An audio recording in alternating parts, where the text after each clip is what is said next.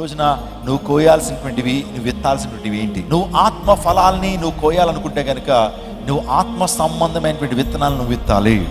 దేవుని సంధికి రావాలి, దేవుని వాక్యాన్ని శ్రద్ధతో మీరు వినాలి, ప్రార్థన అనుభవాన్ని మీరు కలిగి ఉండాలి, సాక్ష్య జీవితాన్ని కలిగి ఉండాలి. దేవునికి కోపం తెచ్చేటువంటి కార్యాలు నువ్వు చేయకూడదు. పరిశుద్ధాత్మను దుఃఖపరిచేటువంటి కార్యాలు నువ్వు చేయడానికి వీల్లేదు.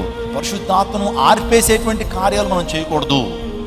మనము దేవుని గణపరిచేటువంటి వారుగా ఉన్నప్పుడు మన జీవితాల్లో దేవాదేవుడు ఆ గొప్ప ఆశీర్వాదాన్ని, అక్షయమైనటువంటి గొప్ప ఆశీర్వాదాలని, పరసంబంధమైన దీవెనల్ని ప్రభు మనకు అనుగ్రహిస్తాడు.